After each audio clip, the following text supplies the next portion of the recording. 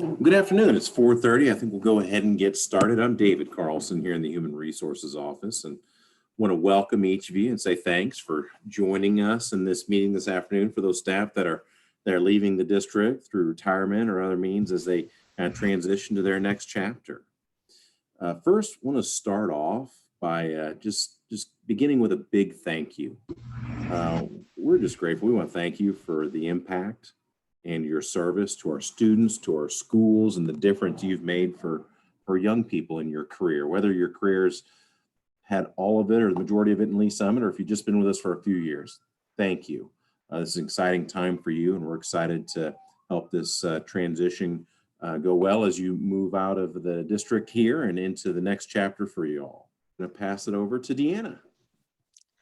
Thank you, Dr. Carlson. Welcome, everyone. Good afternoon. Deanna Keller, payroll coordinator here in the district.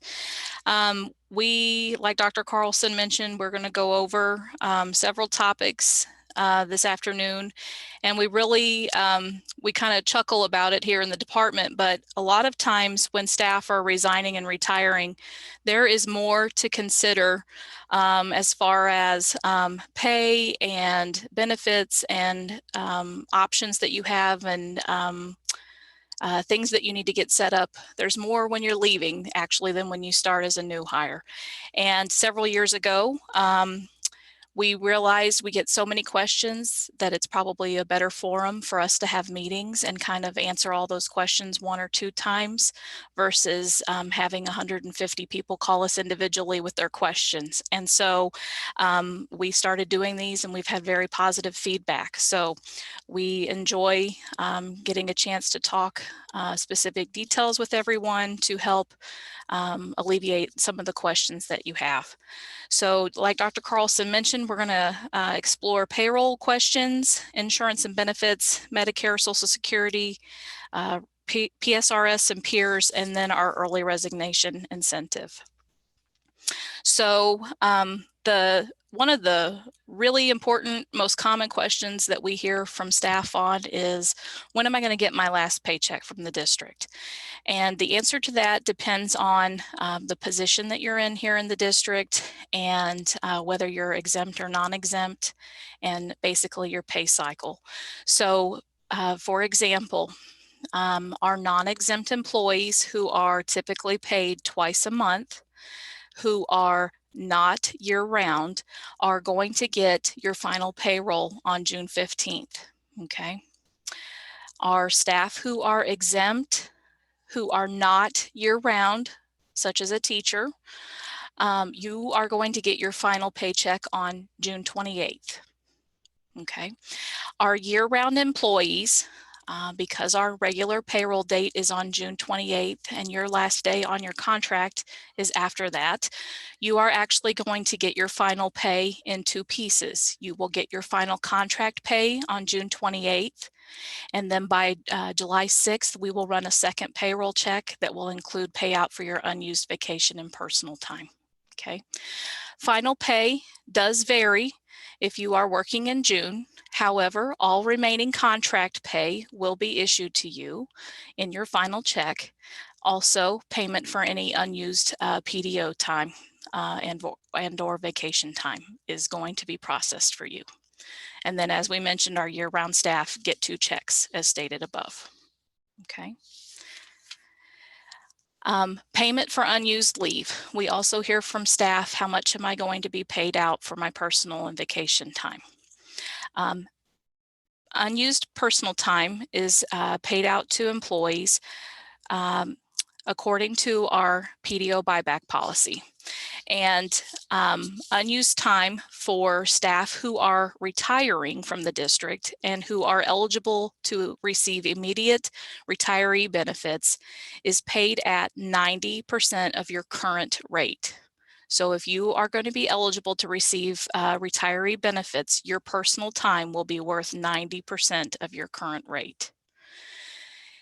You have to also meet a couple of other requirements to be eligible. You would have had to have worked in the district for 10 years and be 55 years old, or you would have had to have worked 10 years in the district and had 25 years of service in either PSRS or peers. If you do not meet the requirements to be eligible to receive immediate retiree benefits and or also have 10 years of service in the district and meet those other requirements, then we flip to the formula of paying you out according to our PTO buyback policy. And you can see that chart there on the left of the screen for staff who are on the administrative salary schedule. You would receive 100% of step 1 of your salary schedule range. For staff on the professional schedule, you would receive 100% of step 1 on your salary schedule range. Teachers, the same. You would get 100% of step 1 of your salary schedule range. For our support staff, according to our board policy GCBDA, support staff are paid out for their personal time in the ranges that are listed there on the screen. Okay.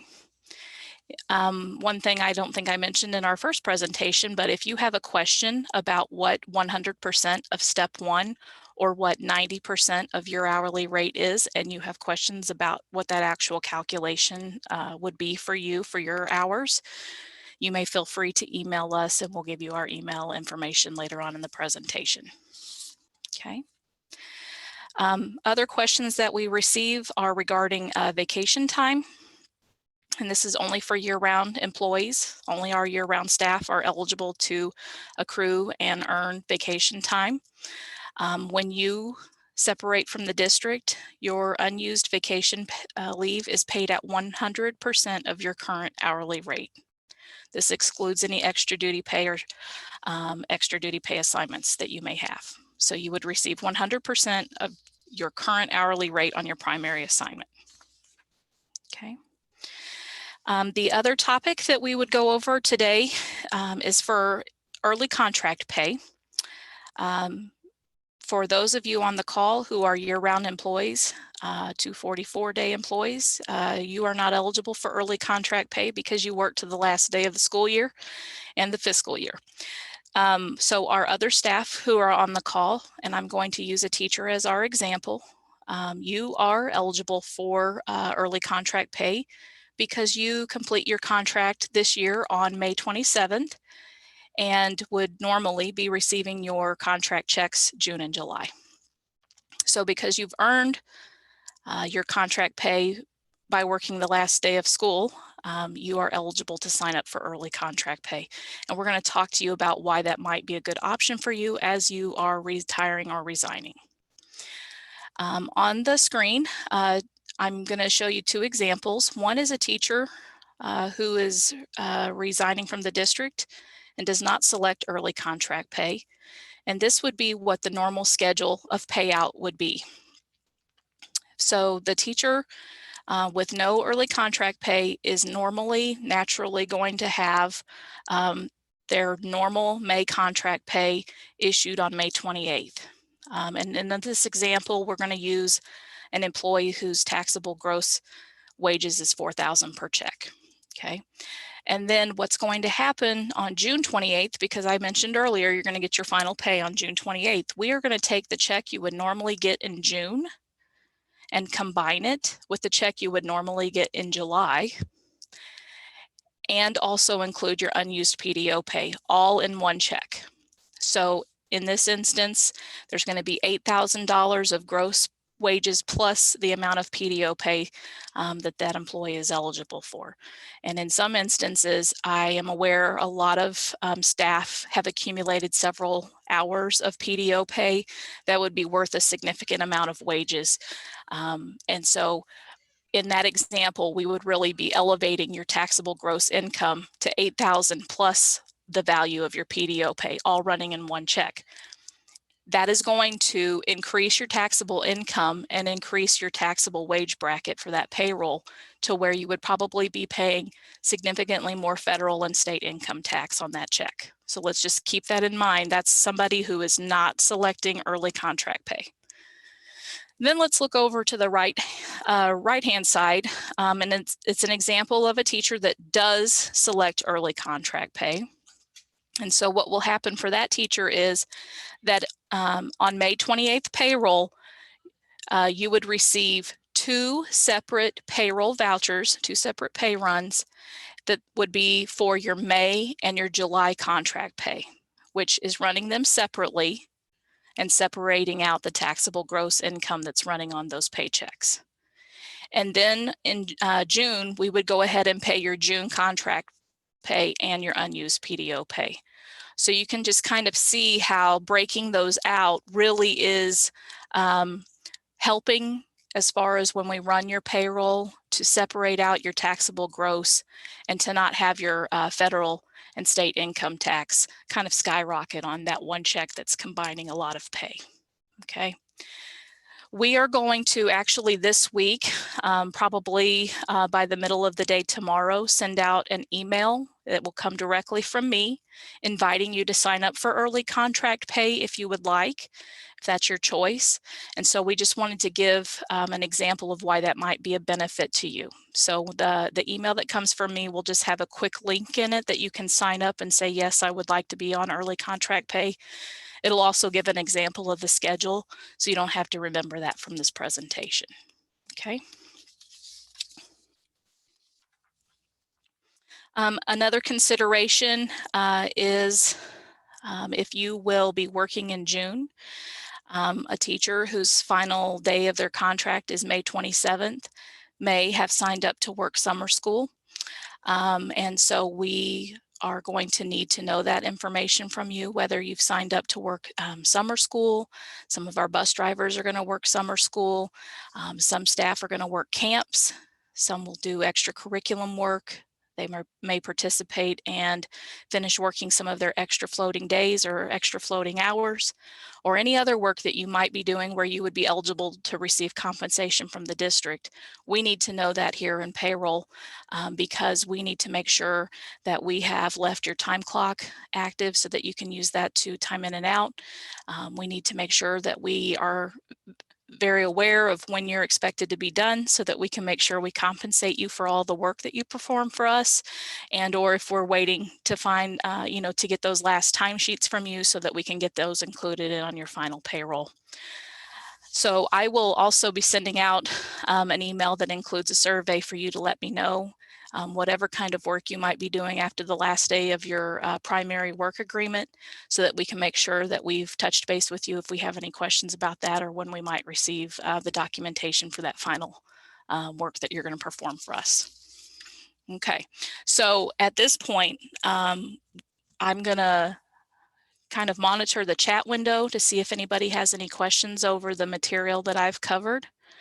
Again, if you think of questions after the fact, we're going to provide you our email addresses at the end of the presentation.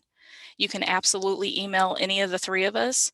And if you happen to send something benefits related to me, then Erin will help answer that. And if you send something payroll related to Erin, then we'll tag team and make sure we get you all the answers that you need. I don't see anything showing up in the chat window at this time. So I am going to turn it over to Sarah, and she is going to move on to insurance and benefits. All right. Thank you, Deanna. Good afternoon, everybody. Sarah McMillan here out of the Business Services Department as well. So now we're going to transition the presentation and talk to you about insurance, how and when that will end, how do you continue it, so on and so forth. So your insurance end date really is based upon a number of factors. So here on your screen and also in the memo that I would have emailed you prior to today, you can find your position. It's listed there in that first column. The second column is when your medical, dental, vision, and employee assistance coverage will end. Everyone's life, disability, and long-term care coverage will end the last day of your contract or compensation summary. So what we will do on your final paychecks, we will take the necessary deductions and then make the necessary contributions to get your insurance through the end dates listed there on your screen. So if for some reason your position is not listed there, if you will email to our benefits email address, we will be able to let you know when your coverage will be ending. So now we're going to talk about how to continue. What insurance can you continue? So we're first going to talk about medical, dental, vision, and employee assistance program, or EAP. So once you retire or resign from the district will no longer make contributions towards your premiums, nor will we contribute funds to a health savings account or an HRA.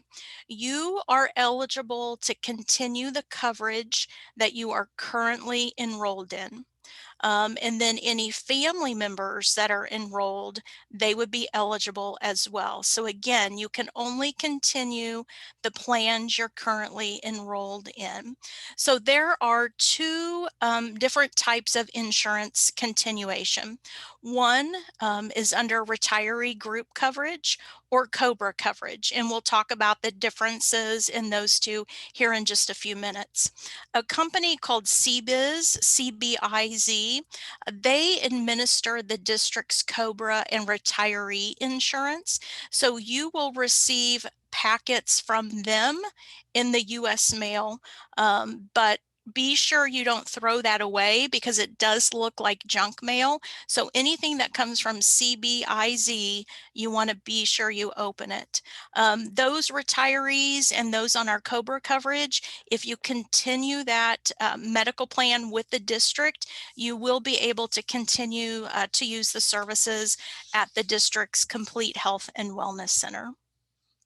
So now we're going to spend just a few minutes to talk to those of you who are retiring under PSRS or PEERS. So to participate in the district's retiree insurance, you have to be eligible to receive immediate retiree benefits from PSRS or PEERS as of July 1st, 2021. So you will actually have two choices. You can either continue our coverage as a retiree or under our COBRA coverage. So CBIZ is going to send you two mailings, and I anticipate those mailings will be going out here in the next couple of weeks. So please review each of those packets. Just some quick differences between retiree and COBRA continuation. Retiree coverage, you can continue on the district's retiree plans indefinitely, and I'll read you that fine print here in just a few minutes. And then the premiums are based upon the district's group rates. But just remember, you no longer get that district contribution. Or you can choose to continue your coverage under COBRA. You would only be allowed to continue that for 18 months, and then the premiums are 2% higher than the retiree premiums. So please be sure you really review those packets from CBIZ, follow all of the directions in that packet. You will be sending all of that information to CBIZ, and you need to be sure you return that by the deadline that's indicated in the packet. So let's go back to retiree continuation, that you can stay on our plan forever. Well, there is some fine print to that. You do have 2 annual open enrollment periods to join the district's retiree plans. If you are not on a district plan at that point, then you would not be eligible to join our plan. If you drop our coverage after the 2 annual open enrollment periods, then you would not be allowed to rejoin the plan as well. So that does give you some time time, we will see some retirees that may hop on to a spouse's plan for a year and it really didn't work out well. So they can hop back on to the district's retiree plan during open enrollment, as long as they're still within that 2 open enrollment period. So retirees, you will have open enrollment just like you have had as an employee. During open enrollment, you would be able to change plans or add or drop family members for no reasons needed. So here you can find the rates. Again, it's a little hard to read on this screen. These rates were included in the memo that I sent out to you as well. So those are our 2021 retiree rates. So now let me talk to those of you that are resigning from the district, or maybe you're retiring and you were never eligible to be in retirement. So really any of those that are not eligible to receive immediate retiree benefits from PSRS or peers, you would have an option of continuing under the district's insurance plans through COBRA. Same thing for you. You will get a packet from CBIZ. Please read through that packet, follow the directions, and be sure to adhere to any deadlines. So COBRA coverage can continue for up to 18 months. And the next slide will be the COBRA premiums for 2021. Again, those were included in the memo that I emailed to you prior to this meeting. So at this time, Erin, are there any questions in the chat? We have one question in the chat. It says, if we aren't staying on any of the district plans, do we need to do anything with the CBIZ paperwork when we get it? Do we need to officially decline coverage? Great question. I do get that quite often. You will want to go ahead and complete the paperwork, because there will actually be an option that says you want to waive the coverage. So yes, you'll need to mark that box on the papers from CBIZ, mark that you want to waive the coverage, send it to CBIZ. That way they've got that for their records. And a lot of times what they'll do, CBIZ will circle back around with me and say, these people didn't return their form. And then Erin and I then have to start calling everyone. Did you want to continue or do you want to waive? So great question. So yes, definitely complete that form. And another question came in, if you want to just clarify. It says, can you pick and choose, like medical, no, and dental, yes? That's another great question. And yes, you can.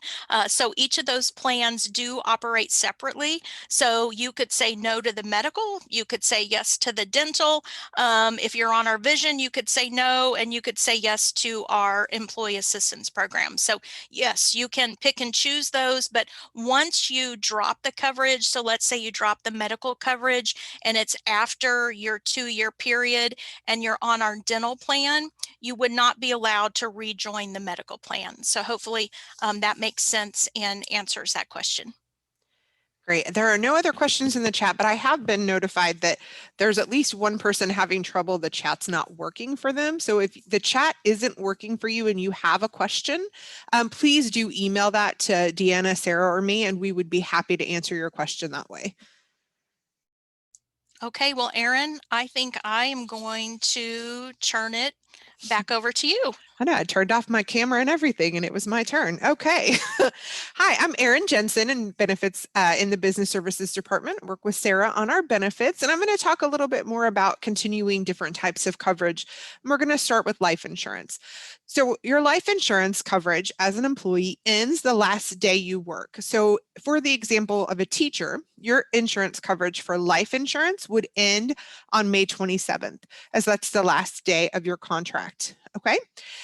But you may be eligible to continue that coverage via portability or conversion. So we like to call it port and convert.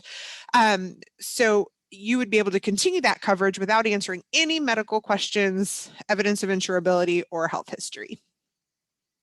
So we're first going to talk about that portability option. So what do you need to know about porting your coverage? So your group life insurance can continue under a portability policy indefinitely as long as premiums are paid. It is a term life policy, but the term is the duration of your life as long as premiums are paid. who is eligible and how much can you port? You have to port, excuse me, your coverage in order to port coverage for your dependents. So if you want to port coverage for your spouse, you would have to port coverage for yourself to do so. The maximum and minimum amounts that you can continue under the portability provision are listed there on the screen. Things to note, you can purchase less than the maximum amount in increments of $1,000.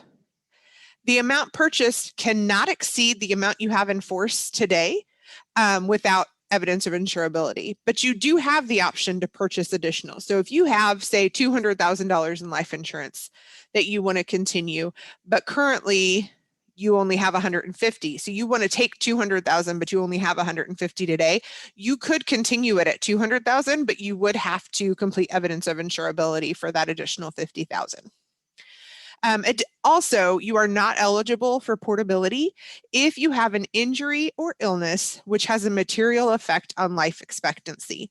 And you can work with Unum on that and what your options would be if that impacts you. The last piece on portability is that it does reduce, the benefit reduces as you age. And you will pay more as you age. So the amount of coverage reduces by 8% when you turn 65, by 47%, an additional 47% at age 70, and then another 25% reduction from there at age 75. So the benefit that would pay out to your beneficiary reduces as you age. Unum will mail a personalized letter to your home, and they'll work directly with you to port your coverage if that's what you choose. That application and premium must be submitted to Unum within 31 days following your last day worked. And then on the screen here, you can see those rate windows. Rates increase in 5-year increments, and these are those current rates. They are tobacco based, so a non-tobacco rate versus a tobacco rate is going to be different. So you can see those rates there on your screen, and then you'll have a copy of this presentation you can download from that chat window as well. So now we're going to look at life conversion or converting your policy. So what happens when you convert your policies, you're actually taking our group term life and converting it into a whole life policy. So your insurance is then a whole life policy that may have cash value in the future. So you do not have to convert your coverage to convert spouse coverage. So if you want to convert your spouse's life insurance, but not your own, you can do that with the conversion policy. You also can convert even if you have an injury or illness that has a material effect on your life expectancy, because that is not relevant. You can purchase less than the maximum amount in increments of 1,000, but you cannot purchase more than you have in force today. Your life insurance, when you convert it, a whole life policy accumulates cash value, which you can then borrow against once that cash value reaches a certain amount. Your rate's locked in at the age you are when you convert, so you don't have those 5-year incremental increases as you age. And the benefit does not decrease as you age either. So that benefit remains the same. So no rate increases, no benefit reductions. Unum again will mail you that personalized letter to your home and offer you both the portability and conversion option as you're eligible, whichever you are eligible for, which most people would be eligible for both. And then again, you do have to return that application and premium within 31 days. On the screen here, you can see those conversion rates. I know it's pretty small, but you can see that the rates here are far greater than the rate for continuing coverage through the portability provision, because this policy is a whole life policy that has cash value. So if you're curious what that may cost you, when you're looking through this presentation in the future, you can do a calculation going through this table here and then using those rates here to calculate what your cost would be for that premium. Whoops. So here on the screen, you can see kind of a side-by-side differences between portability and conversion. So what might make you want to pursue one versus the other? So this is a great side-by-side if you're interested in continuing your life insurance to kind of review a little further when you go back to this presentation.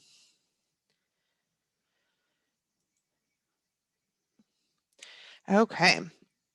Long-term care, you can also continue if you have that policy currently in force.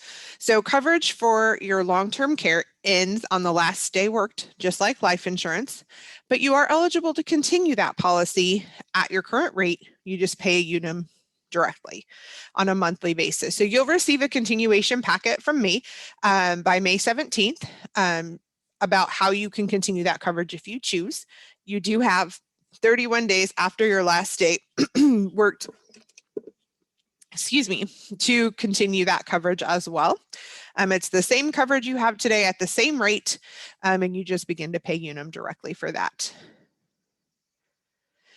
So we're going to switch gears a little bit and talk about our Section 125. What happens to your flexible spending account funds? Okay.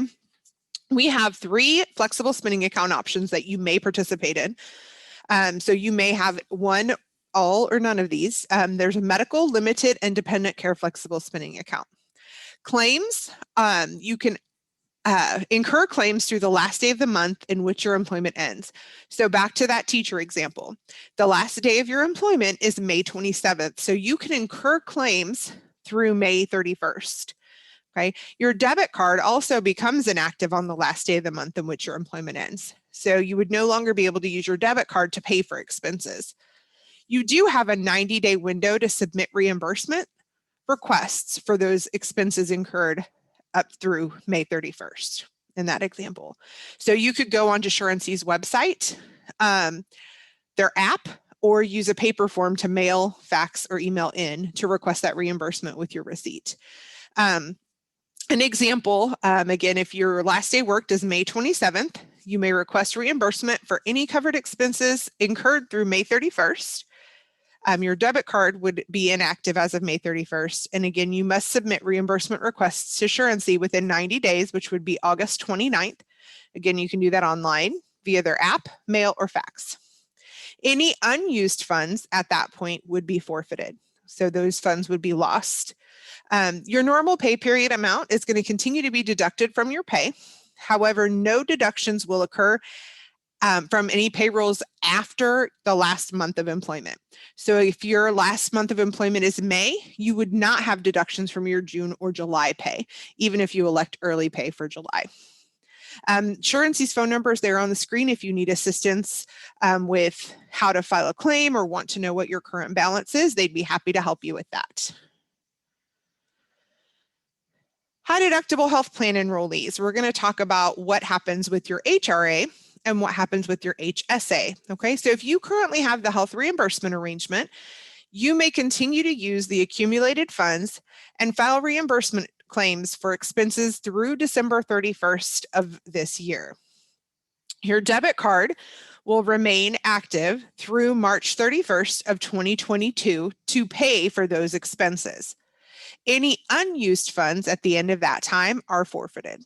So again, Surancy's number is there on the screen to help walk you through claims processing, tell you what your balance is currently if you don't know, or any questions you have there. For those high deductible health plan enrollees with a health savings account, your funds actually continue to be yours and they stay with you until you've utilized all of them. So until the account is depleted of funds, those funds are yours to spend on eligible expenses. Eligible expenses include medical, dental, vision. So any medical, dental, or vision expense that you have. It does include COBRA premium, as well as Medicare Parts A, B, and D premium. Now that has to be COBRA and it has to be premium paid to Medicare. So if you are electing COBRA, you could use your health savings account to pay COBRA premiums. If you're electing or are covered by Medicare, you could use it to pay Medicare premium, but not supplemental coverage. And retiree coverage is not an HSA qualified expense. So if you are continuing your coverage under our retiree plan, that cannot be paid out of your HSA. If you will no longer be enrolled in a qualified high deductible health plan after you retire or resign from the district, then you would no longer be eligible to make contributions into your HSA. Okay, that's an IRS reg. So you would want to contribute up to the maximum for the number of months in which you're enrolled. If you are age 65 or older, you are no longer eligible to make contributions to your HSA per IRS regs if you are also enrolled in any part of Medicare, so even just Part A. Again, your normal pay period amount will be deducted from all paychecks, including your final pay, if no change is requested. If you want to request a change to your HSA contribution, you can email benefits@lsr7.net to make that change. If you have questions about how to access your balance or submit a reimbursement, HSA Central's consumer support phone number is included on this slide. So tax deferred investments, another piece here, your normal pay period amount will be deducted from your final pay if no change is requested. If you want to request a change to your 403B or 457 deduction, there are forms required to do that. It's just a one-page form, and those are available on our website, which is live linked on this presentation if you just click that from the screen. You can also contact an AIG financial advisor or your personal financial advisor to discuss your options. Federal and state tax withholding. If you want to view or change your current tax withholdings, you can do so in Employee Online on the tax info section. You would want to contact a personal tax professional for specific tax questions. So do we have any questions up to this point? I believe we do have one, Erin, but I would like to just mention something. I know I've talked with many of you about trying to do pre-tax deductions out of your final pay.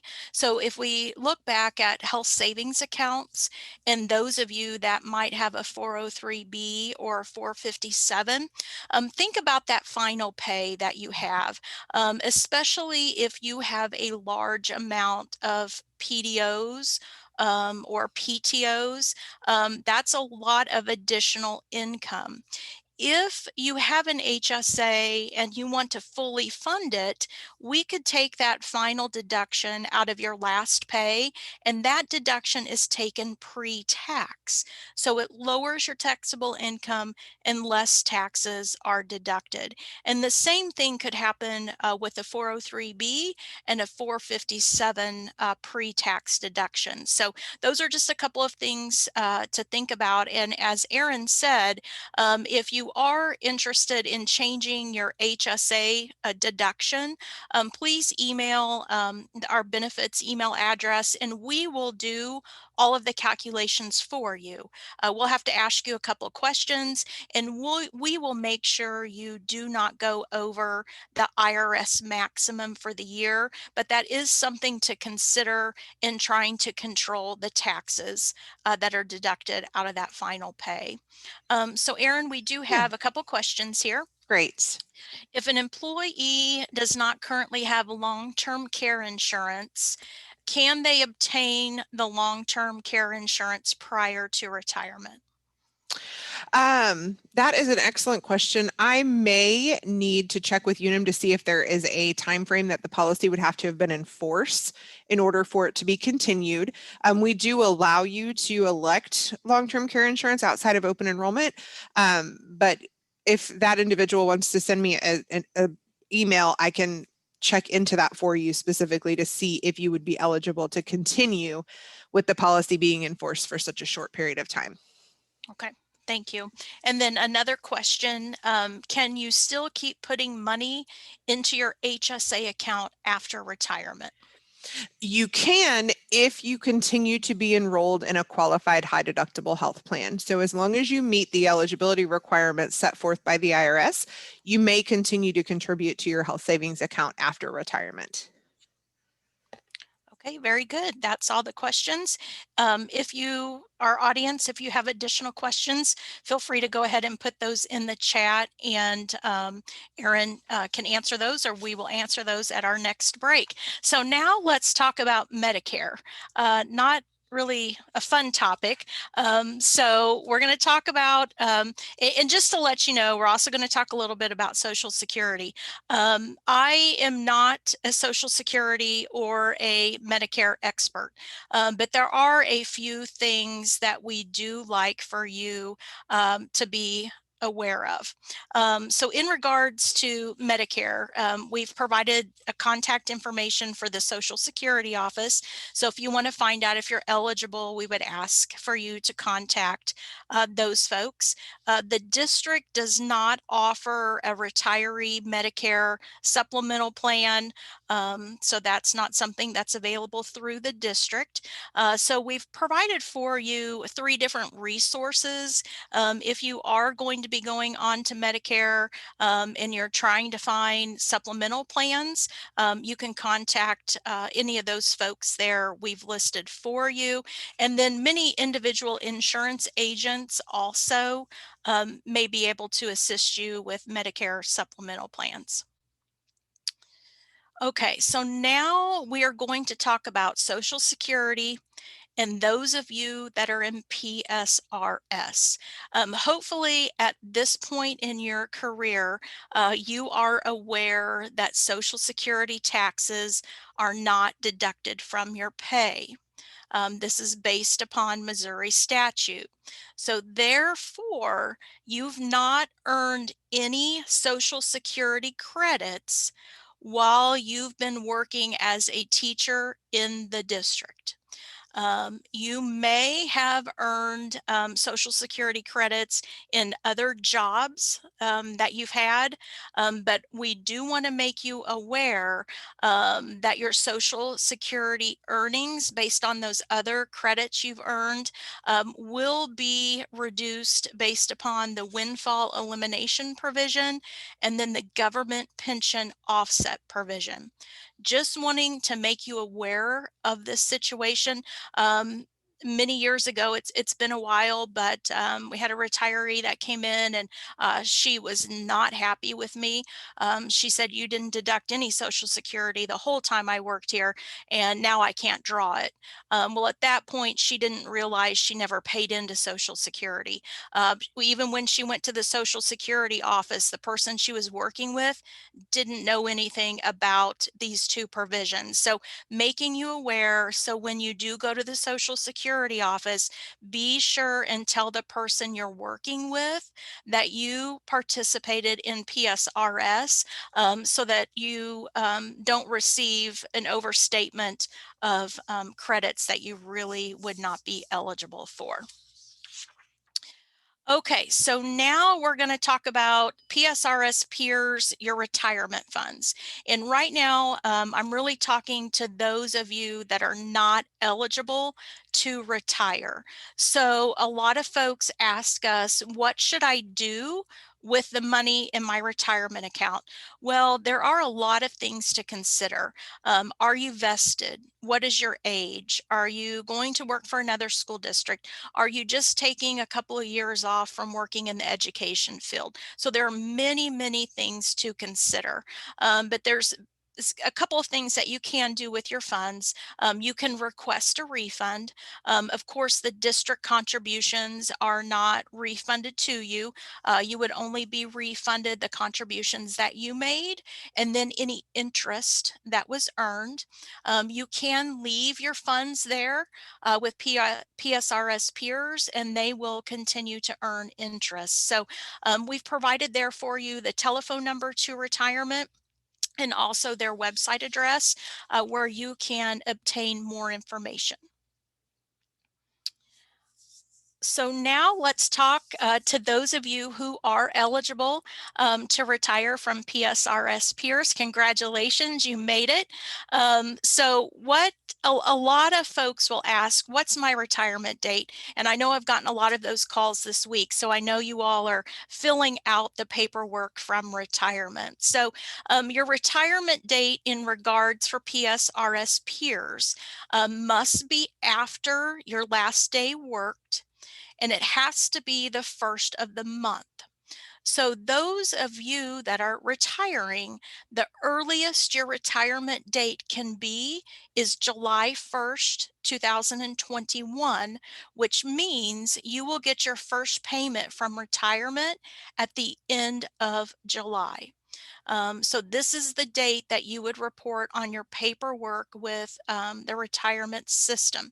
So if you have questions about any of the paperwork from retirement, your eligibility, you really do need to contact the retirement department. And again, we have included their telephone number for you on the screen. Okay, so now let's talk about working after you retire. So this applies again to those of you that are going to be a PSRS or peers retiree. So they do have specific rules about how much you can work after you retire. Again, I would refer you to them or to their website for additional information. So there's a couple of things that need to happen. The first, in order for you to get your first payment from retirement, the first one is you have to be considered properly terminated before you're eligible for retirement payment. So that means you have to end your employment with all school districts that are part of PSRS or peers. You cannot return to work for a PSRS or peers covered employer in any capacity.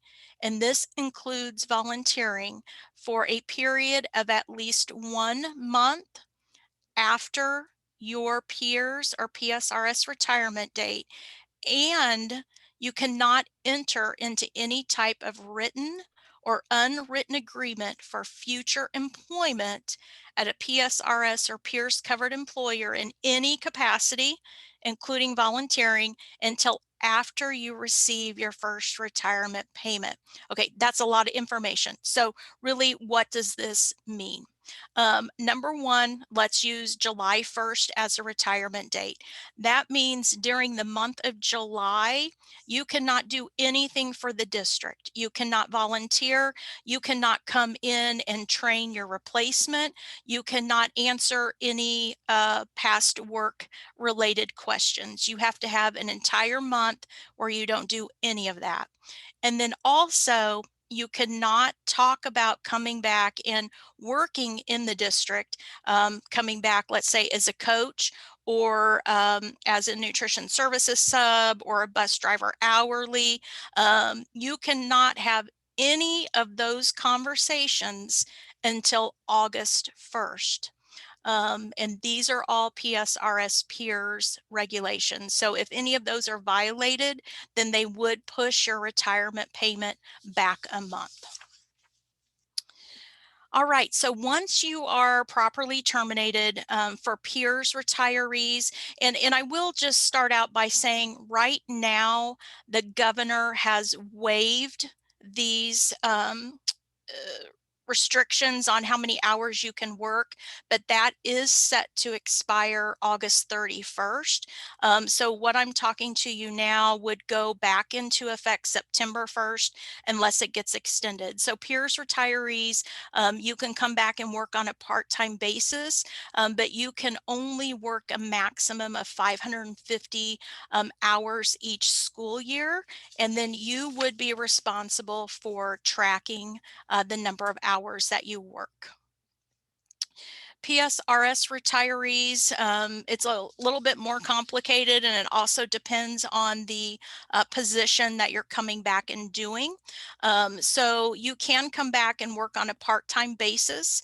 And if you're working in a position that requires a DESE issued certificate, then you can work a maximum of 550 hours each school year, and there's a salary cap. So within that 550 hours, you can only earn 50% of the annual salary that we would be paying someone that would be working full-time and with the same level of work experience and education. So hours and salary are capped when you come back and work in a position that requires a DESE certificate. So now those PSRS retirees that come back and work in a position that does not require a DESE issued certificate, so examples of that would be coaching, then you can earn up to $15,000 each school year. So again, if you come back and work in a position that does not require certification, you're capped at earning $15,000 each school year. So a couple of other pieces, if you work for a third-party provider, such as Kelly Services. So as many of you know, our substitutes are through Kelly Services. They also have to follow the limitations. So again, maximum work is 550 hours each school year. If you're working just for the third party, the maximum salary is $16,500. And then we've included some information there. If you work for a third party, but you also work for a district, then there's a formula that we've got to use to base your maximums on. So in regards to Kelly Services, you know, if you're interested in subbing for Kelly, you would be eligible to go ahead and start that application process at any time. All right, so now let's talk about volunteering. PSRS Peers does have some regulations around that as well. So really your volunteer time can be unlimited as long as you're not a paid employee. So let's say you come back and volunteer in the district, but you're not on our payroll at all for anything. So there would be no limit to the amount of your volunteer hours. But if you do perform paid work for the district, so you're on our payroll, and you also volunteer after retirement, and you're pretty much performing the same function, then those volunteer hours will count towards the 550-hour limit. If those duties are substantially different, then only the paid hours would count towards the 550-hour limit. All right, I'm not going to spend any time reading through these examples. You can read these on your own. We tried to lay out there for you all of the different PSRS retirees and each role that they could come back and do and how and what would be limited.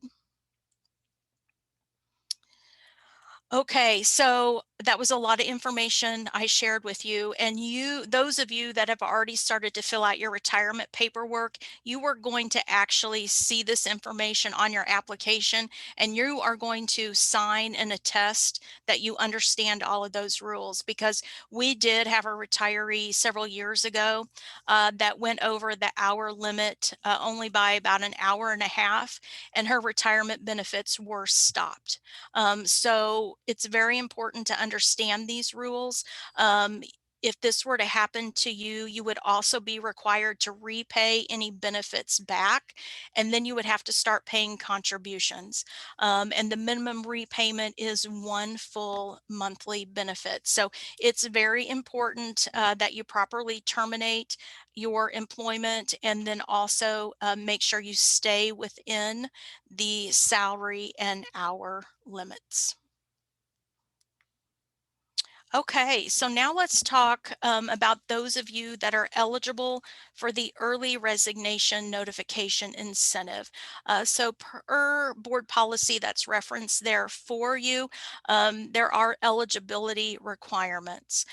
So you have to have been employed, or the first day of your initial contract for employment with the district had to be prior to July 1st, 2021. You must be eligible to receive an immediate retiree benefit from PSRS as of June 30th, 2021.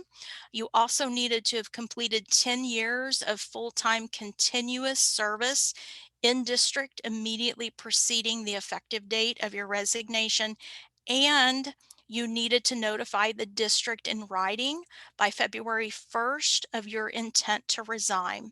So if you meet those eligibility requirements, then you are eligible for the incentive payment that the district pays.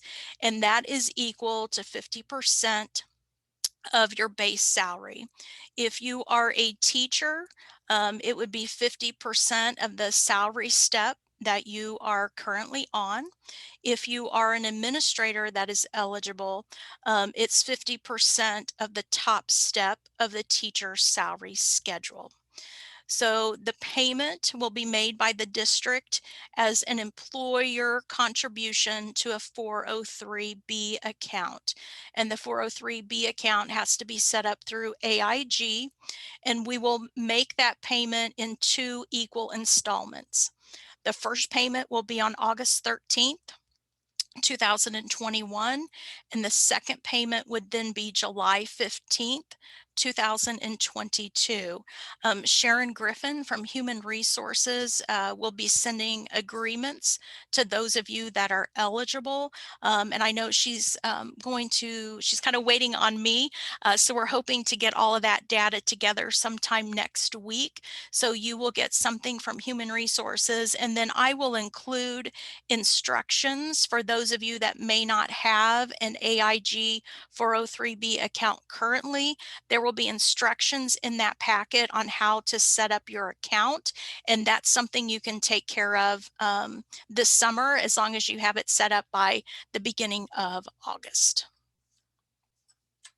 Okay, just a few other items. Employee Online, you will continue to have access indefinitely to what Employee Online or EO. You'll continue to be able to view your past pay stubs. W-2s will be posted there. And this is a rather important piece. If you are moving or you're changing your address, we want to make sure you keep your address updated through Employee Online, because we're going to need to mail you a W-2, a 1095 form next January. So please keep your address up to date for us through Employee Online.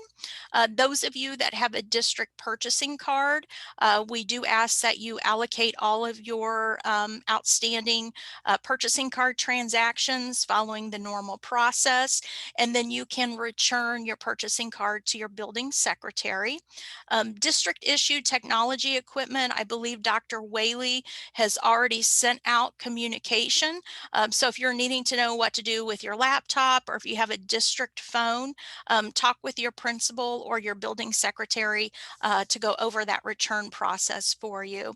And those of you that maybe travel for your job, you have mileage, please make sure you request any reimbursable expenses just as soon as possible so that we can get those processed and to you before you leave the district. Okay, Erin, are there any questions in the chat? We have one question in the chat. It says, can a teacher substitute the 550 hours and work at a position that doesn't require a certificate, like working at Gates?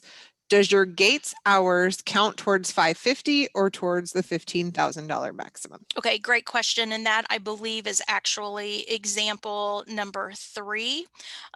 So if you are substituting as a teacher, that does count towards the 550 hours.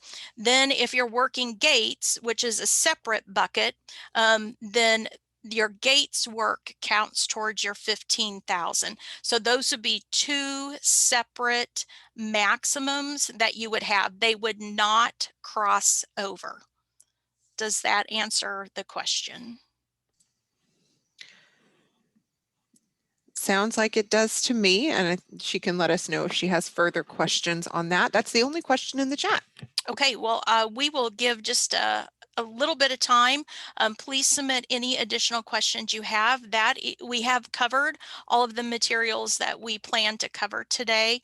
On this screen, you can find all of our email addresses. As Deanna said earlier, if the email gets sent to the wrong person, we will make sure that it gets to the right person so that your questions can be answered. And Erin, do you have any other questions that have come into the chat? No additional questions. Okay, well, I thank you all for your time today. Those of you that are retiring, congratulations. Those of you that are resigning, I wish you well in your future endeavors, and just really appreciate. I know I recognize some names here that I've worked with for a long time. So best of luck to all of you, and thanks again for being here today.